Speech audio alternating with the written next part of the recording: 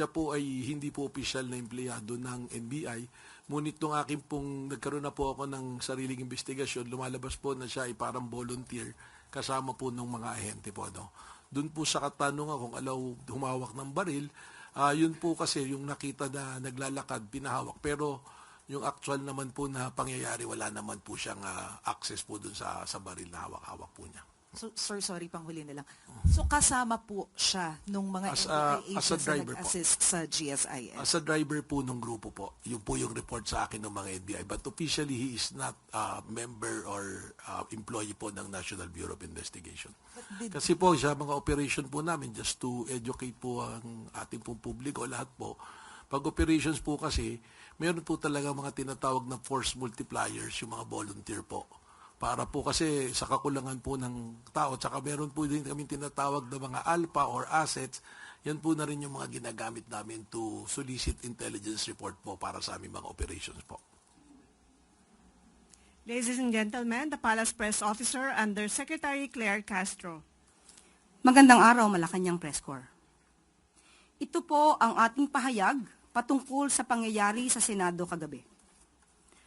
Mga bandang alas 4 ng hapon kahapon, May 13, nagsagawa ng live stream si Senator Bato de la Rosa sa kanyang official Facebook account na umano'y aarestuhin siya. Sinundan ito ng mensahe ni Office of the Sergeant at Arms, Retired Police Major General Mau Aplasca sa media na may aarestuhin sa Senado. Ilang minuto pagkatapos nito, ang mga tauhan ng OSAA ay may nakita umanong NBI agents sa property ng GSIS. Ang Senate ay umuukupa sa ilang bahagi ng GSIS property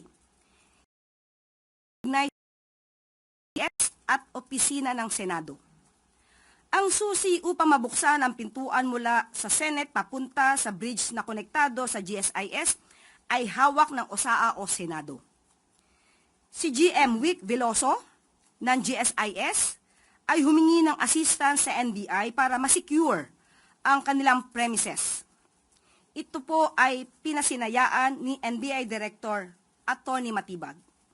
Kaya nagpadala ng NBI agent sa GSIS premises bandang alas 6 ng gabi.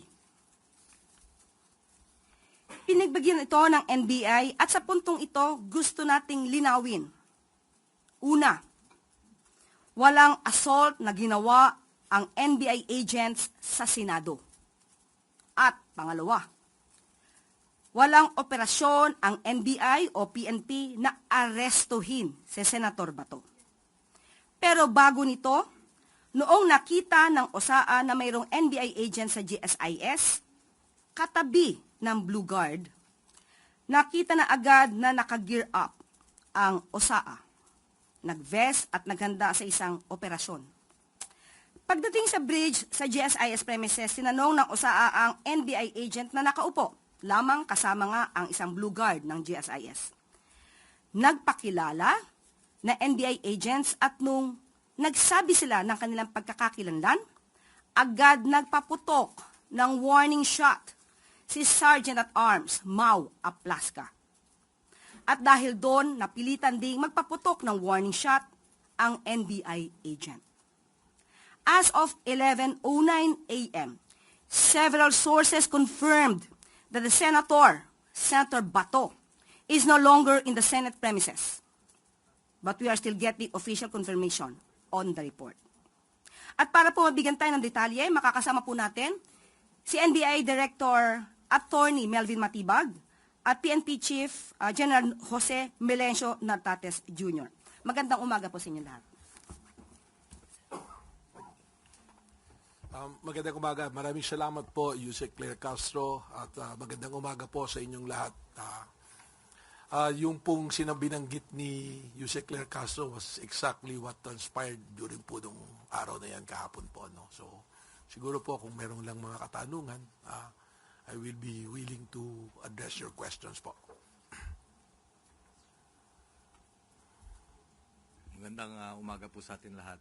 Salamat sa pagkakataong ito. Nakikita nyo naman ang NBI Director at ang Philippine National Police na aking pinamumunuan. magkatabi ngayon. And so, ito po yung ating iimbestigahan, lalong-lalo na yung nangyari kagabi, early morning last night. And so, we are coordinating such that we can go into the bottom of this case. And the personalities who are involved should be accounted and or fully investigated. Not only for the NBI, but of course, including the personalities, especially the security personnel at the building of the GSIS, as well as the GSIS building being occupied by the Senate Security, led by the Sergeant of Arms. Nang tanong mula kay Maricel Halili, TV5. Magandang umaga po. Sir, may we have more details about Senator Bato de la Rosa? Meron na po ba kayong nakuhang impormasyon na totoong nakalabas na siya ng Senate premises? Sino po yung kasama niya na nakalabas? Paano po siya nakaalis at nasaan po siya ngayon? Sino po ba? Well, gaya po ng sinabi ng atin pong Yusek Claire Castro, we have yet to validate kung ano po yung report. Baka maganda po sa Senate po natin itanong, sa Senado, sa Office of the SecGen, at po sa OSAA din po, dahil sila po ang makakakita talaga kung may actual po na paglabas o pag-alis po ni Senator Bato. Umaasa rin po kami sa aming mga nangaririnig na balita at lumalabas po sa social media. But may we know kung ano po yung directives ni President Marcos when it comes to arresting Senator Bato? If you're referring po dun sa kahapon, wala naman, ang gaya po ng sinabi ko sa aking mga pahayag doon pa man, na wala pong instruction na arestuhin. Katunayan, kausap ko po buong araw si Secretary Bida ng DOJ kung saan po napapaloob ang National Bureau of Investigation. At ang sabi lang po, respondihan namin yung kahilingan ng GSIS, subalit hindi kami mag-a-approach kahit po nga dumaan doon si Senator Bato ay ang ano namin is to monitor sapagkat alam po ni naman nating lahat na mayroon pong kaso na ongoing ngayon sa Supreme Court at wala man pong TRO pero from the point of view of lawyers po gaya ng DOJ 3 araw lang 72 hours po yung binigay na palugit para po sumagot yung kampo ng gobyerno at ang kampo ni Senator Bato. Kaya ang tingin po natin dito ay magkakaroon kaagad ng mabilisang resolusyon po ang ating pong Korte Suprema na mas mabubutihin po natin na huwag muna pong kumilos ng hindi naaayon sa magiging direksyon po ng Korte. Ano po? And sir, may we know kung sino po si Mel Oragon? Totoo po bang driver siya ng NBI? And bakit po siya may hawak na baril? Allowed po ba yun sa driver if that's the case? Well, sa ngayon po, when binalidate po namin yung pong aming records ng aming po mga ahente at mga employees, siya po ay hindi po opisyal na empleyado ng NBI. Ngunit nung aking pong nagkaroon na po ako ng sariling investigasyon, lumalabas po na siya ay parang volunteer kasama po ng mga ahente po. No? Doon po sa katanungan kung alaw humawak ng baril, yun po kasi yung nakita na naglalakad, pinahawak. Pero yung actual naman po na pangyayari, wala naman po siyang access po dun sa baril na hawak-hawak po niya. So, sir, sorry, panghuli na lang. So, kasama po siya nung mga NBI agents na nag-assist sa GSIS? As a driver po ng grupo po. Yun po yung report sa akin ng mga NBI. But officially, he is not a member or employee po ng National Bureau of Investigation. Kasi po, sa mga operation po namin, just to educate po ang ating pong publiko, lahat po, pag operations po kasi, meron po talaga mga tinatawag na force multipliers, yung mga volunteer po. Para po kasi sa kakulangan po ng tao, tsaka meron po din kami tinatawag na mga alpha or assets, yan po na rin yung mga ginagamit namin to solicit intelligence report po para sa aming mga operations po. Thank you, sir. Salamat po. Sunod na tanong mula kay Katrina Domingo, ABS-CBN. Sir, ipinapavalidate lang po, yun po bang mga responde sa GSIS para i-secure or armed NBI agents? Well, yung request po kasi sa amin na sulat na aking natanggap ng alas 5:08 p.m. po kahapon mula po kay GM Vic Veloso is to secure and panatilihin po yung kapayapaan and peace and order. So pag may request pong ganun, talaga pong nakabihis naman po ng anong tawag dito, yung pong kanilang ordinary gear na ganyan, dala po talaga yung mga ganyan na arms. Ano po? Sir, bakit po may drilling involved? Can you categorically explain to the public bakit po may drilling involved? Nakita ko rin po yung video na yan at kung makikita nyo naman po, yung mga suot ng tao nagdi-drill, hindi naman po pang assault. Ang nagdi-drill po, tinatanggal po nila yung lock because the access from the Senate going to GSIS, yung susi po, ang report po sa akin ni GM Veloso is nandoon po sa Senate. Ang gusto po niya, isara po yung lugar na yon kasi nga po, labas-masok na raw po ang iba't ibang tao, hindi na po masecure yung lugar at yung mga employees. So yung primary concerns po niya. Kaya kung makita niyo po yung video, drilling, tapos hinarangan po ng mga metal cabinet para hindi po madaanan na yung lugar po na yon. Sir, in a span of 3 days, 3 beses pong nalusutan, if that is the proper term, ni Senator Ronald De La Rosa ang NBI. First, hindi nahabol sa stairwell ng Senate. Pangalawa po, kahapon, supposedly, nagkagulo doon sa Senado and he was holed up in his office. At ngayon naman po, nakaalis sa Senate without the NBI knowing exactly kung nasan po yung senador.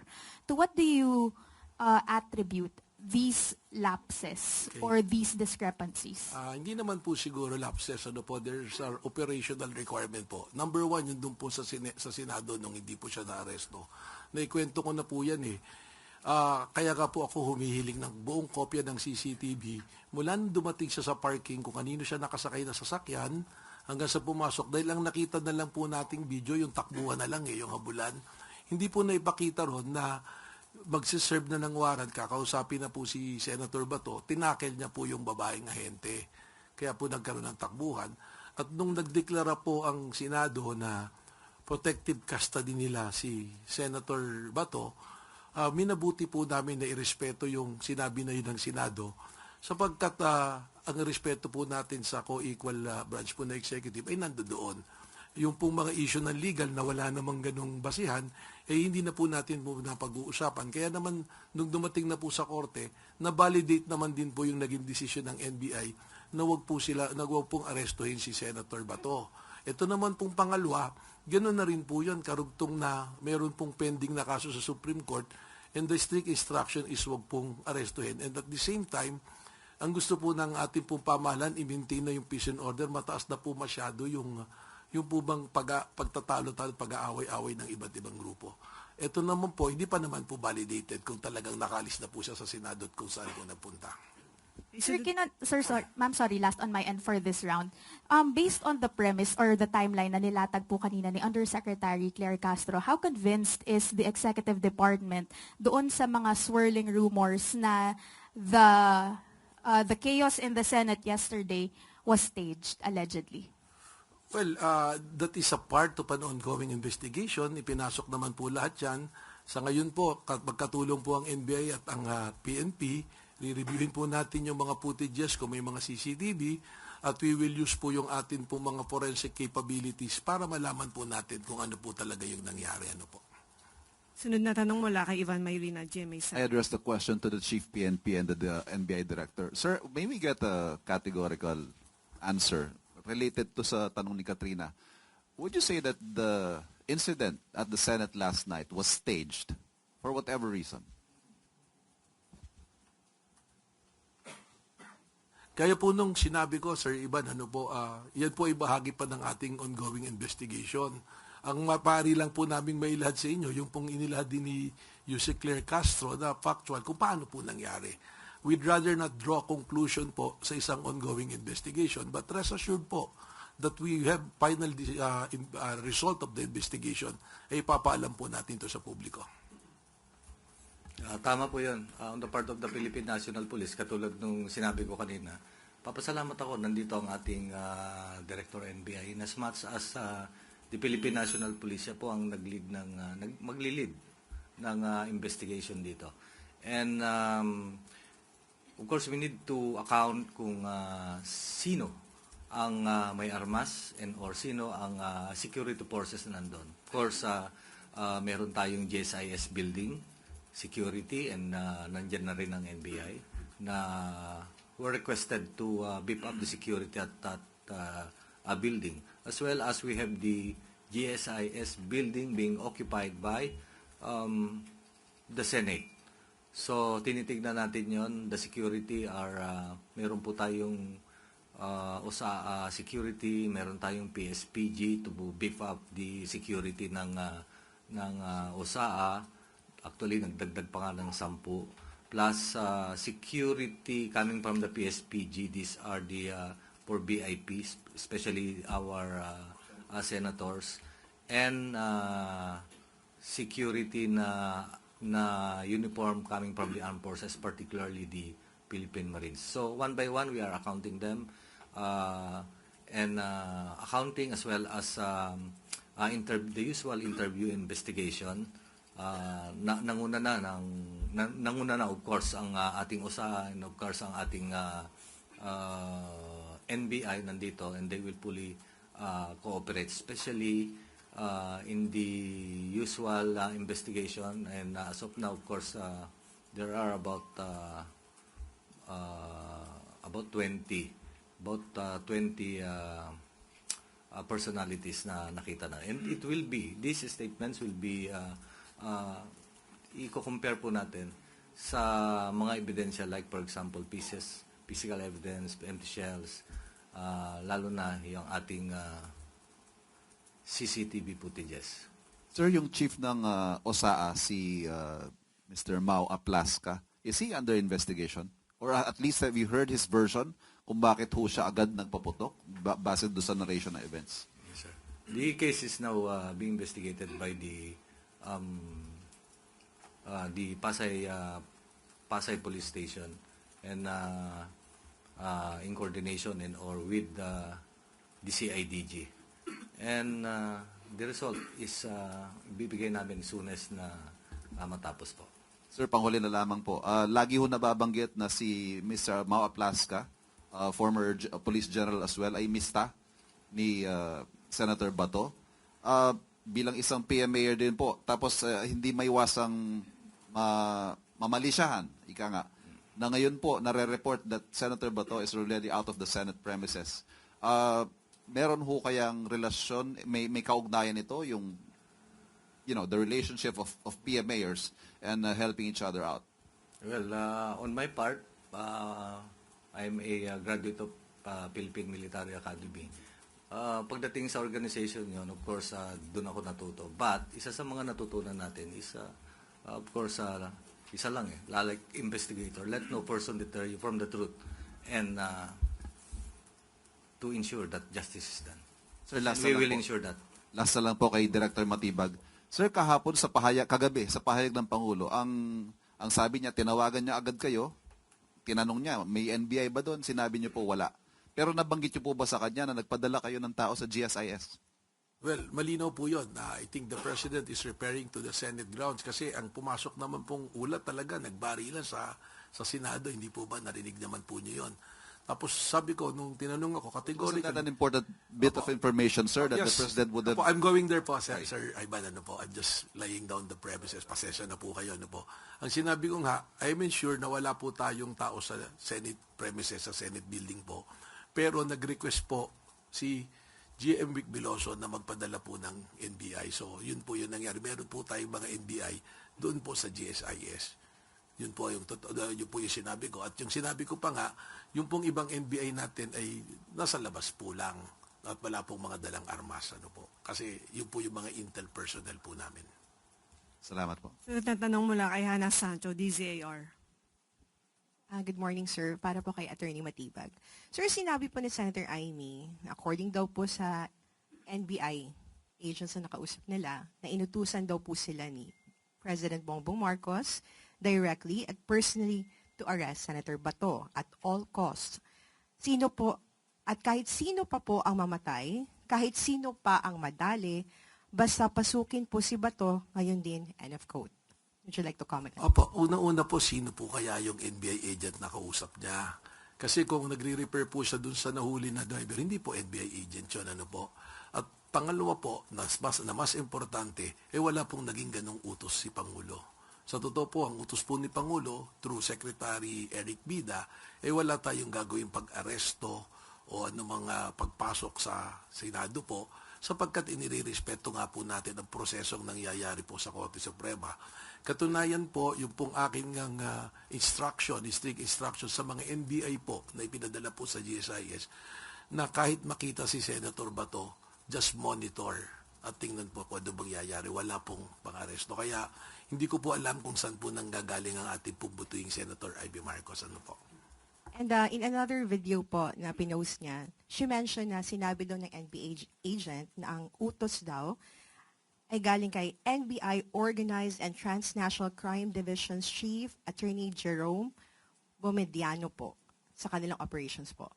Well, unang-una po, si Jerome Bomediano is, yan po, I can confirm na he is a member of the Bureau, pero wala nga po siya ron sa operation, birthday po niya ng anak kahapon. At kami po, ang buong NBI family, nandoon po lang kami sa katabi ng opisina namin, na kami po nagkakaroon po ng planning, catch-up plan po, mula po kahapon hanggang bukas po ng Biyernes. Kaya mabuti po siguro si Senator Ivy po, tanungin natin at ipakita po ang ebidensya kung saan po nanggaling.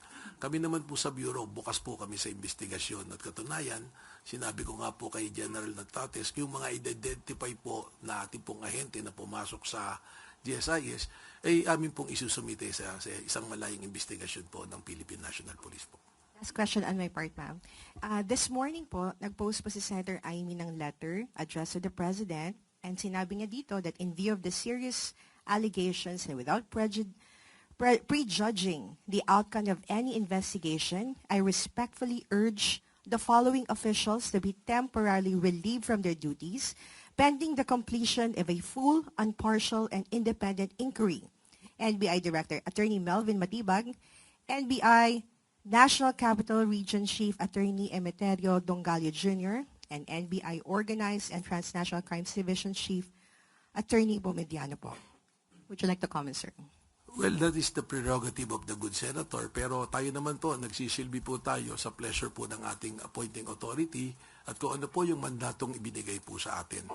At ako naman po, nakasisiguro po kayo at nakita nyo naman, wala po namang pagkilos ang NBI na hindi po sumunod sa batas at sa proseso. So, yun lang po yung masasabi ko dyan. Sunod na tanong mula kay Harley Balvena, IBC 13. Hi, sirs. Sir, just in case ma-confirm natin na nakaalis na talaga si Bato sa Senado, ano po yung magiging immediate response natin? Magkakaroon ba tayo ng, sorry for the term, manhunt operation?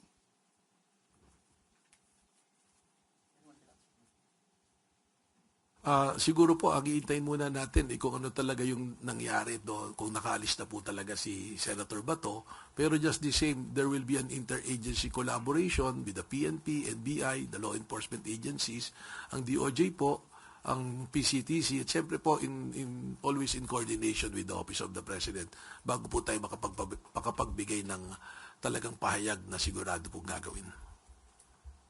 PNP Chief Natates. Sir, can the Philippine National Police under your leadership ensure that no special treatment will be given to Senator Ronald Bato del Rosa, who is a former PNP chief? Wala po tayong special treatment yan. We implement the law without fear or favor. And the Philippine National Police ay, of course, for any eventuality, arrest or whatsoever, we are always preparing ourselves para ma-improve ang ating operation and back up by strong collaboration with the concerned agencies, especially the Department of Justice in cases of warrant of arrest. And of course, in different law enforcement agencies. Okay, sunod na tanong mula kay Ivy Reyes, Bilyonaryo. Hi, good morning po, PNP Chief.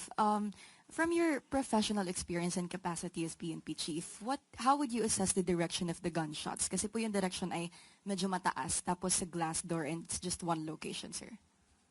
Okay. Mahirap mag-speculate, but of course, let's just wait for the result of the investigation. Lalong-lalo na we are accounting more than hundreds of testimonies of witnesses, whether witnesses and or yung hindi involved doon na nakakita. And different physical evidence na nandun. And Actually, hindi ko pa nakita yung kanilang yung ginawa ng SOCO. Meron silang reconstruction doon. Okay, so we'll update the media and the public about the result of this investigation. Director Matibag, may we know why the last-minute request of GSIS? Kasi 5 p.m. po nag-request, 6 p.m. po kayo dumating. What's the urgency po? Mamaybi, no? It's a good question. Actually, nung Monday pa lang po, meron na po kaming presence doon, verbal communication po sa kanya. Tapos early on, verbal communication. But mas maganda, nagpadala na rin po siya ng sulat for our record purposes kasi nasa labas po ako ng opisina noon para po duman doon sa proper channeling po bago po makarating sa akin. Sunod na tanong mula kay Tuesday New, DCWB. Good afternoon, sirs. General Nartates, sir, how soon po na mailalabas at least yung initial result of investigation para maisubmit din nyo kay Presidente at malaman niya yung chronology of events? Yun po kasi yung mahalaga dito sa nangyaring ito dahil sa lumalabas na iba't ibang mga narratives. So, binigyan po ba kayo ng deadline ni Presidente para at least makakuha niya yung initial report? Okay. Sinabi ng ating Presidente, of course, pagka nag-iimbestiga ang isang law enforcement agency and especially in solution of a case, and in this case, an incident na nagkaroon ng exchange of gunfire or nakarinig ng gunfire kasi hindi natin masabi pa if there is an exchange of gunfire because pag sinabi mong exchange of gunfire ay nagkatutukan and or the bullets are geared towards you. So, yun ang tinitignan natin sa katulad ng sinabi ng ating kapatid dito na kung ang appreciation is staged ba or nagkaputukan na magkasakitan. So we are doing that and I'm enforcing all the resources, necessary resources to speed up and resolve this incident. Thank you, sir. To Director Matibag. Sir, sabi niyo kanina, we have yet to verify kung nakaalis na nga ba talaga si Senator Bato sa premise ng Senado. With the presence of technology po ngayon, ini-expect po ng taong bayan na mabilis niyong mabe-verify yan. Pwede namang makipag-coordinate ka agad sa NAIA kasi may mga information din na sinasabi possibly baka makalabas ng bansa. So how soon po natin na ma-verify itong information na ito? Well, today, unang-una natin tatanungin siyempre yung mga nandoon sa Senado. That's why I'm directing that the question should be addressed to probably the Secretary General of the Senate or the Sergeant of Arms of Senate. Kasi sabi mo nga yung technology, hindi po ba? So definitely there are CCTV footages na pwedeng makita po kung kumaalis po siya ron. Yun naman pong tanong tungkol sa MIA po, sa airport kung may mga dumaan doon, we will also follow that lead. So titingnan din po natin lahat yan. Ano po? And ito po ba ay malalaman sa loob ng araw na ito din? Palagay ko naman po. Kasi yung kung pagtatanong pa lang po doon sa Senado, baka hindi na po natin kailanganin yung mga technology. We just have to ask the Secretary General. Siguro po, kaya ko po binabanggit to, if you recall, sinabi po ng mga senador that Senator Bato is under their protective custody, di po ba? At yun po yung naging consideration ng NBI kung bakit hindi po namin ituloy yung paghuli. Meaning, nung sinabi mo pong under protective custody, meron po akong sinabing statement noon na sana pagkakailanganing iharap si Senator Bato sa isang mang korte o kung saan mang ahensya na kailangan siyang humarap, ang Senado po ang may karapatan. No? Ibig sabihin sila yung may responsibilidad po na iharap po si Senator Bato. Thank you po. Sunod na tanong mula kay Christian Yusores, DZMM. Good morning, sirs. Were you able to attend po yung meeting with the President this morning? Sir Melvin and Sir Nartates. Opo, meron po kami pagpupulong. Nagkaroon po ng pag-uulat sa nangyari po kahapon. And ano po yung mga may naging bilin po ba ang Presidente or instructions moving forward after the incident last night? Meron po, siguraduhin ng investigasyon ay makatotohanan at parehas at lumabas kung sino talaga ang mga may pagkukulang at kung ano talaga ang may mga pananagutan at siguraduhin tawagin at pananagutin yung mga taong may dapat panagutan sa pangyayari pong ito. And then, one last na lang po. Dahil vine-verify pa natin kung talagang nakalabas na ng Senate si Senator Bato, just in case po na talagang na-verify natin na he's already out of the Senate premises, haharangin po ba ng authorities natin si Senator Bato just in case lalabas siya ng bansa or nasa mga exit points siya ng bansa? Pagkatapos po siguro nitong pagpupulong namin na to, we will call for our interagency coordination kasama po ang DOJ para po mas malinaw po na direksyon. Yung pong katanungan niyo, pasensya na po because baka beyond the pay grade po namin ni General Nartates ano po. Thank you. Sunod na tanong mula kay Rafi Ayeng, Daily Tribune. Hi sir, isa po sa mga tanong na tinatanong ng ating mga kababayan, can you identify po kung sino yung senador na allegedly nagsakay kay Senator Bato papasok ng Senate building? Meron naman na pong kaming official report pero if you will allow, siguro po ako makikiusap to head into suspension muna na ilabas namin. Masyado na pong maraming kaguluhan pero kayo naman po by process of elimination ay makikita nyo na po kung sino nagsakay. Kaya nga po, meron kaming report pero mas mabuti po sana na ang OSAA po will share the footages of CCTV mula po sa parking lot at hanggang sa lumabas.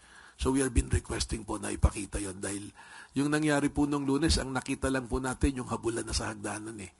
Yung pong pagpasok mula sa parking hanggang makarating doon sa hagdanan, hindi po natin nakikita.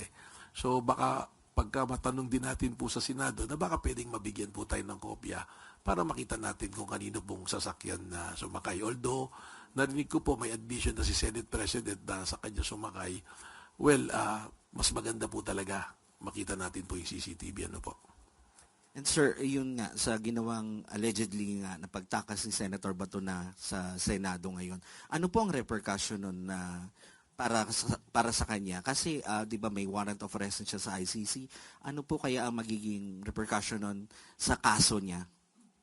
Baka po yung katanungan, it's rather the DOJ will answer it. Although I'm a lawyer, yung aking pong sagot will not para magkaroon ng bearing po sa usapin dahil right now I'm here as the director of the NBI, which is a law enforcement agency po. Thank you. Sunod na tanong mula kay Kenneth Pasyente, PTV4. Hi sirs, good morning po. Sir, tanong lang, are we also, iimbestigahan din po ba natin yung mga senador na posibleng tumulong kay Senator Ronald Bato de la Rosa na makatakas, if ever man po, na makumpirma na wala na nga po siya sa Senado? May mga records naman po lahat yan. And again, we will defer that decision to the Department of Justice ano po, because that is a legal issue. So, salamat po. Sunod na tanong mula kay Maricar Sargan, Brigada. Sir, good morning. Balikan ko lang po ulit yung detalye doon po sa napaulat na putukan. Kasi nabanggit kanina ni Yusek Claire Castro na ang nagpaputok ay yung USAA after na kumprontahin ng NBI. Kumusta ho yung NBI agent ninyo, sir? And ano pa po yung dagdag na detalye regarding dito?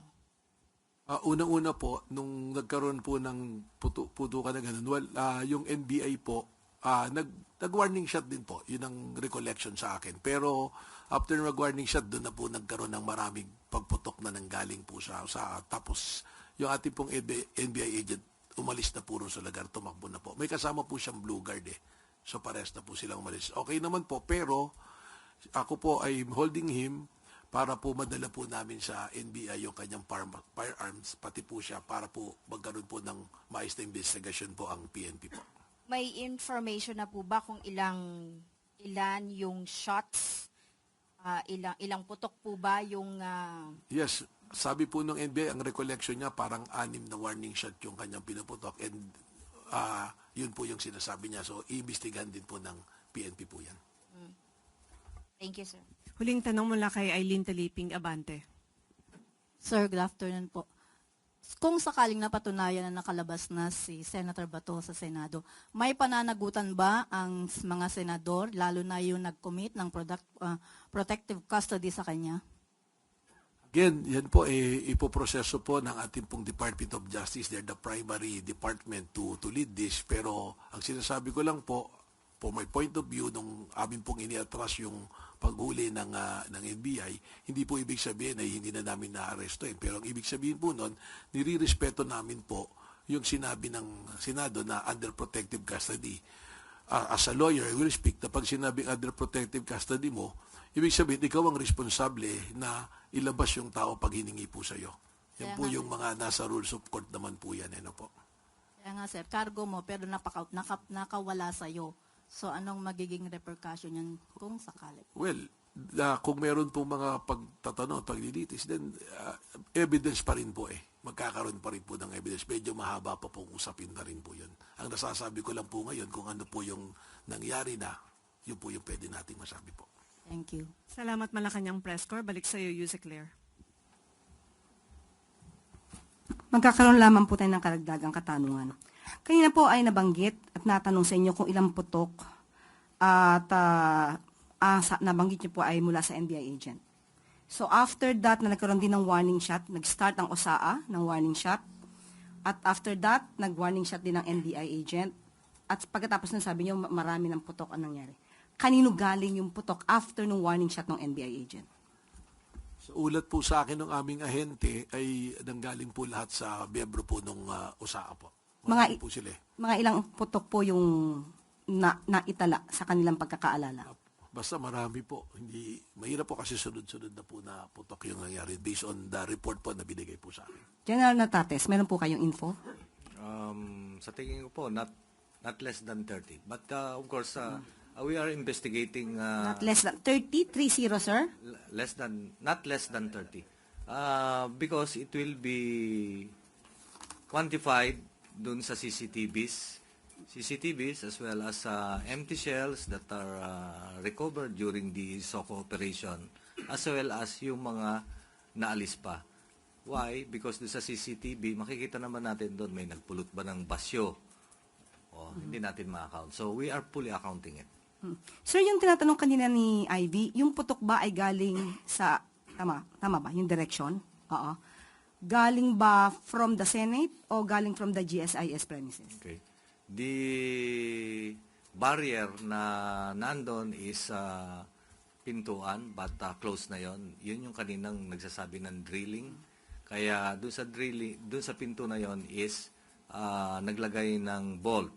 So that is a fact. And then hinarangan ng mga steel cabinets para hindi makapasok doon sa premises ng GSIS coming from the Senate and vice versa. And the other one is yung salamin. Beside that is an exit door going to the bridge, going to a canteen in GSIS. And of course, kakausapin natin ng GSIS and Senate. What is the purpose of this exit door going, a bridge going dun sa, malapit dun sa, is it a barrier? Ayan na mismo ba yung ating boundary? Kailangan mag-usap sila or kailangan imbestigahan sila kung nag-uusap ba sila. Is there an evacuation plan? Is there fire evacuation plan? And the purpose of this door at saka bridgeway. And beside that is the window. The window is hold with bullets.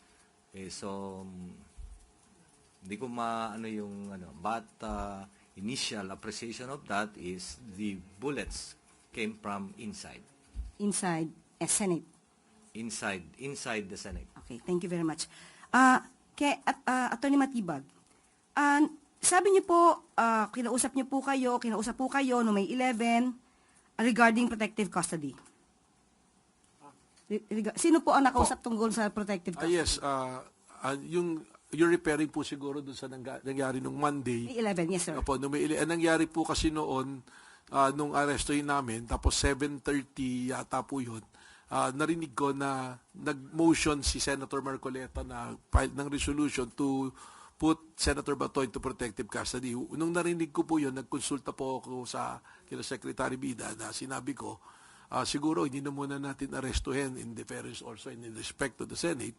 Pero ang nangyari po, nung pinapull out ko na po yung amin pong arresting team, yung pong binanggit na pangalan na gustong ipasuspinde, yung NCR po namin, hinarang po sila sa baba, gusto silang i-detain.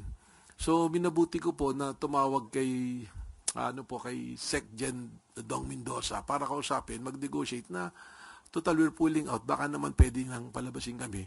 So, ginawa ko po, pumasok po ako sa Senado expecting to talk to Senate President Alan Peter Cayetano. Nung pagpasok ko po sa pintuan, andun po si Senator Ivy, Senator Pia Cayetano, Senator Loren, Senator Mark Villar, Senator Marcoleta initially, tapos dumating po Senator Jinggoy and Senator Bongo. So, dun sabi ko, hindi na naman kami mag-aaresto. Ang purpose na lang po namin, palabasin yung mga ahente. So, nung una, yung po nilang pumayag. So, until nagkasundo po kami na to release them na ako po yung mamamahala at magkaroon kami ng parallel investigation sa nangyari. So, nung in-interview po ako, doon ko po sinabi yon na yung protective custody, we are expecting na dahil nasa Senado na, sinabi nila yan, it means that they are responsible doon sa pagkatao ni Senator Bato at kung may mga ilangan na siya humarap, dapat ang Senado ang magbibigay. At nabanggit ko rin naman po yan sa amin pong pagpupulong. At lumalabas naman po talaga na nabigyan ng Senado ng protective custody. Well, opo, kaya nga po nandirito siguro at nagkagulo dahil ang iniisip nila yung amin pong ginagawang pag-secure ng GSIS premises at ng mga tao po roon, iniisip nila na huhulihin namin. Dahil gaya po ng sinasabi nyo, maaga pa lang, parang nung nalaman po nila na walang TRO na in-issue yung Supreme Court, ang naging thinking is uhulihin po si Senator Bato. So sa inyong pagkakaalam, since may protective custody, sabi nyo ang Senado ang may responsibilidad para sa location, if ever, ni Senator Bato. Yes, nabanggit ko po yan doon sa pagpupulong namin privado. At the same time, publicly, sinabi rin po natin yan. So kung talagang wala na, according to some sources, confirmed daw na wala na Senator Bato sa Senado. Ano po ang mararamdaman nyo since kayo po yung nakipag-usap sa Senado? Well, malungkot po yun dahil I feel na dapat yung aming pong usapan dyan, it should be honored po yan eh. Dahil ako naman po naniniwala ng ating mga senador, mga kagalang-galang po nating senador, sila po humingi ng ganun at ang pagkakalam naman natin, puproteksyonan nila hindi lamang po si Senator Bato, kundi yung pong ating mismong mga batas at konstitusyon na umiiral.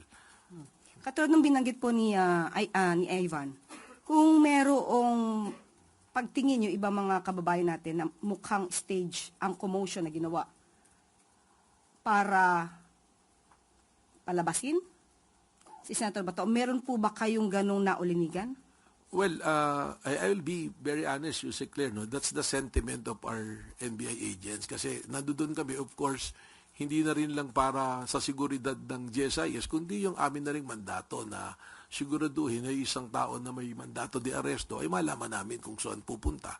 Lalong-lalo na, nakita naman natin, 6 na buwan din nagtago mula nung nabalitang may warrant.